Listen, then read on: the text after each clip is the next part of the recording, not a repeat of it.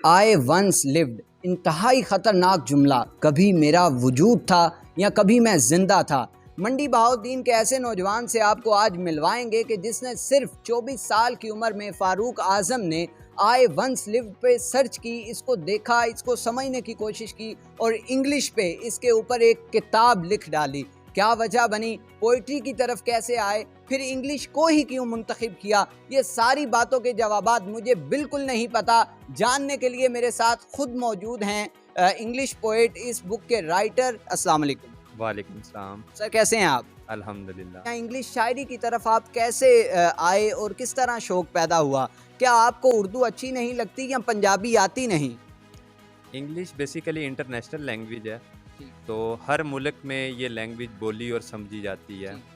अगर मैं उर्दू को ही चुनता तो सिर्फ स्पेसिफ़िक लोगों तक मैं अपना पैगाम पहुंचा सकता था। इंग्लिश का इंटरनेशनल स्कोप है, बैनुल अक़वामी लैंग्वेज है, तो इस वजह से मैंने इसको चुना कि मुझे पूरी दुनिया में पढ़ा और सुना जा सके। फारूक साहब मुझे ये बताइएगा, शायर वैसे तो इंसान सारे एक प्रोसेस है उसके तहत पैदा होते हैं, लेकिन एक शायर कैसे पैदा होता है? शायर को अल्लाह पाक ने ना कुछ गिफ्ट दिया होता है, वो होती है उसकी कीन ऑब्जर्वेशन। उसके पास जो आंख होती है वो सोसाइटी के किसी भी मेंबर के पास नहीं होती। मींस के ये गॉड गिफ्टेड होता है काम? हाँ, कुछ गॉड गिफ्टेड होता है, कुछ इसके लिए आपको हार्ड वर्क और कुछ ज़िंदगी के ऐसे हादसे होते हैं जो इंसान को लिखने पे मजबूर कर देते हैं। बस यही बात मुझे आपसे निकलवाना थी, वो हादसा हमारी ऑडियंस के साथ शेयर करें। बेसिकली वो क्या वजह थी जिससे आप हर्ट हुए या आपके साथ वो कोइंसिडेंस हुआ और फिर आप पोइट्री की तरफ, और हैरान कुन बात यह है इंग्लिश पोइट्री की तरफ दौड़े चले आए। देखें, हमारे माशरे में इस वक्त जुल्म के बादल फुल छाए हुए हैं। वो बात तो ठीक है, लेकिन आपने यहाँ पे अपने साथ हुआ जुल्म भी बताना है। माशरे को छोड़ें, अपने पे आए। समझ रहे हो? समझ रहे हो? समझ रहे? माशरे का जो जुल्म है वही मेरा जुल्म है, क्योंकि मैं एज अ राइटर जो है माशरे को रिप्रेजेंट कर रहा हूँ। तो माशरे में होने वाली नाइंसाफ़ी, डिप्रेशन, एलिनिएशन, जो भी मामलात चल रहे थे, मैंने उनको अपने माइंड में रखा और उनका गुस्सा एक पेज पे निकाला, और इस बुक की शक्ल में आपको वो गुस्सा नज़र आएगा अगर आप बुक पढ़ें तो। नाज़रीन, बहुत बड़ी ताकत होती है कलम से जंग करना, कलम से बात करना, कुछ लिखना, ये बहुत बड़ी ताकत और गॉड गिफ्टेड चीज़ें होती हैं। लेकिन अभी तक फ़ारूक आज़म साहब ने हमें बातों में उलझाए रखा। मैं आपसे अगेन रिक्वेस्ट करूंगा कि अपने ऊपर हुआ जुल्म भी बताएं। क्या ये वो कोई वही हकीकी और वो वाला चक्कर था या किसी के लिए किताब लिखी, या खालिसतन मुझे कुछ कोइंसिडेंस बताएं अपना प्लीज़। एज सच कोइंसिडेंट कोई नहीं है। अच्छा, बस यही है कि अल्लाह पाक ने मुझसे कलम उठवाया। ये मैं समझता हूँ ये गॉड गिफ्टेड चीज़ थी। मैंने इस पे हार्ड वर्क किया, लोगों ने मोटिवेट किया और इंस्पिरेशन अपने वालिद साहब से या फिर जो दोस्त थे उनसे हासिल की और लिखना स्टार्ट किया। बस अल्लाह पाक ने कामयाब किया। आइए इनसे पूछते हैं कि एक शायर बनने के लिए हमको किन चीज़ों की ज़रूरत होती है। असल में ये क्रिएटिविटी होती है, लेकिन अनफॉर्चुनेटली जो मॉडर्निज़म है, जो हमारा माशरा है, वो क्रिएटिविटी को अहमियत दे ही नहीं रहा। बुक्स नहीं पढ़ी जा रही, बुक्स लिखने की ट्राई नहीं की जा रही, कुछ लिखने की अपने पास से लिखने की ट्राई नहीं की जा रही। क्रैमिंग को यहाँ पे अहमियत दी जा रही है। हमारे निसाब में भी ऐसा ही होता है, एजुकेशन में भी 2-3 सवाल रट लेते हैं स्टूडेंट और पास आउट हो जाते हैं।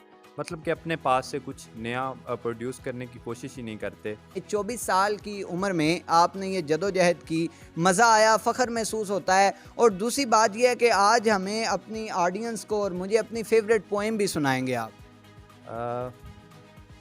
प्राइड तो तब फील होगा जब मुझे इंटरनेशनल लेवल पे सुना जाएगा और पढ़ा जाएगा, तब प्राइड फील होगा। तो अल्हम्दुलिल्लाह इसके लिए कोशिश भी जारी है। तो फेवरेट पोइम का सवाल है, वो इंशाल्लाह आपको ज़रूर सुनाता हूँ। मेरी हर पोइम ही फेवरेट है। तो सानू ते तू प्यारा लगना है, सारे दा सारा लगना है, ये तो वो वाली बात होगी ना, अपनी है तो सारी ही ठीक हैं। अच्छा, पोएम से पहले हमारी ऑडियंस को पोइट्री की डेफिनेशन से प्लीज़ आगाह करते चलें कि व्हाट इज़ पोइट्री, बेसिकली चीज़ क्या है, शायरी चीज़ क्या है? I think poetry is express your anger on the page. जब आप अपने गुस्से को पेज पे निकालते हो, मेरे ख्याल में वही पोइट्री है। वैसे तो आपको पोइट्री की लाखों डेफिनेशन मिलेंगी। अच्छा, परवीन शाकिर या मिर्ज़ा गालिब इन रोमांटिक शेर ने उस टाइम ये गुस्से च होंदे होने ने जिस टाइम वो लिखते होने ने, तू मिल तो तुझको बताएं हम, तुझे इस तरह से वो रुलाएं हम। ये भी सिचुएशन आपके नज़दीक गुस्से की है? शुरू में मिठास ही होती है, एंड पे गुस्से ही बनता है आ जाके। तो वो जब लिखते थे गुस्से में लिखते थे। प्लीज कंटिन्यू करें, आप बता रहे थे। अच्छा, पोइम का टॉपिक जो है वो है सर्चिंग। शॉर्ट सी पोइम है, सुनाना चाहूँगा। In the veiled cage of thorns, stumbling and forlorn, door will be open soon, then I will show you my deep wounds. Oh my god, मुझे कुछ समझ नहीं आया। Door will be open soon my love, door is always open for you. Farooq साहब, मिर्ज़ा गालिब, परवीन शाकर, ये जितने भी बड़ी बड़ी शख्सियात हैं, जिन ये सब लोग बड़ा ज़ख्म खाने के बाद लिखते हैं या इनको रियलाइज़ होता है कि वो लिख सकते हैं, लोग लिख सकते हैं। आपको ये कब महसूस हुआ कि आप भी लिख सकते हैं? मुझे ये सडन रियलाइजेशन जो है बैचलर में हुई, जब मैं अपने आइडियाज़ को अपने फ्रेंड्स के साथ, जो मेरा सर्कल था सोसाइटी का, उसके साथ शेयर करता था। तो उनको काफ़ी स्ट्रेंज और शॉकिंग आइडियाज़ लगते थे कि ये ऐसा क्यों सोचता है, ठीक है, ये पता नहीं गुनाह है ऐसा सोचना।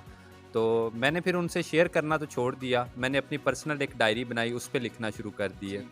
तो वो आहिस्ता आहिस्ता मुझ में ये, जब मैंने वो अपने टीचर्स के साथ, जो भी कोई शायर मुझे मिला उसके साथ शेयर किए, तो उन्होंने मुझे काफ़ी अप्रिशिएट किया। तो यही चीज़ मेरी मोटिवेशन बनी, जिसने मुझे फोर्स किया कि मैं बुक पब्लिश करूं। आई वंस लिव्ड, इंतहाई खूबसूरत टाइटल है, इतना दुखी टाइटल है।